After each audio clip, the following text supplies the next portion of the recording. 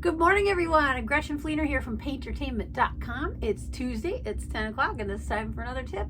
Now, last week I promised you another kit organization tip, and this week I'm going to talk about making your own kit. So when you make your own kit, I have videos out there of ways to magnetize your kit.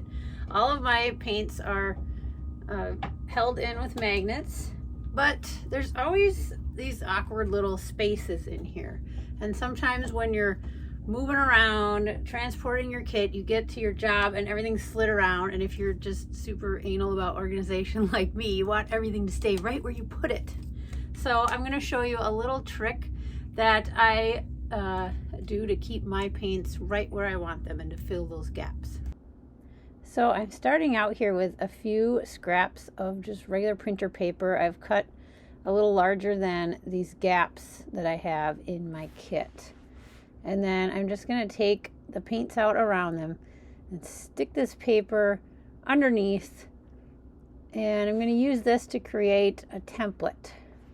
So I know exactly what shape of filler I need in here to hold these paints tightly together.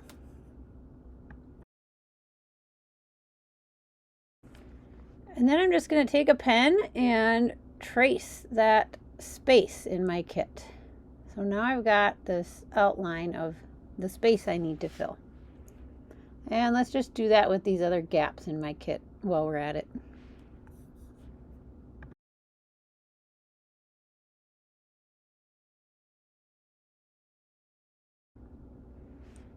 Now that we've got all of these gaps drawn on a piece of paper, we'll take the paints out and remove the papers.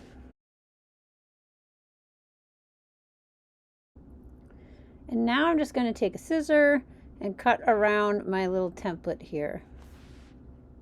We'll do that with all three of these.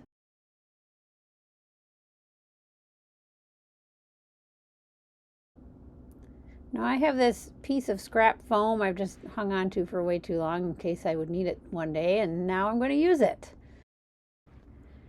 I'm going to use this cutting board, put it underneath my piece of foam, and then I'm going to use an X-Acto knife to cut pieces of foam that match these patterns. You can trace around them with a pencil or marker first if you want. I'm just going to kind of follow the edge of my patterns here. And then I'm just going to cut out a little block to match each pattern.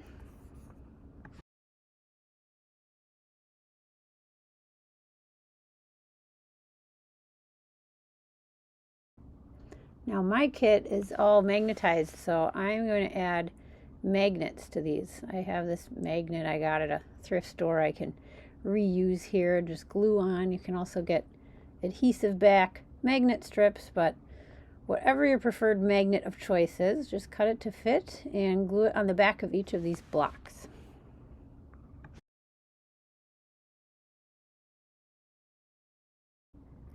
And now I have 3 custom-made filler blocks that will help keep all of my paints nice and tight in the case.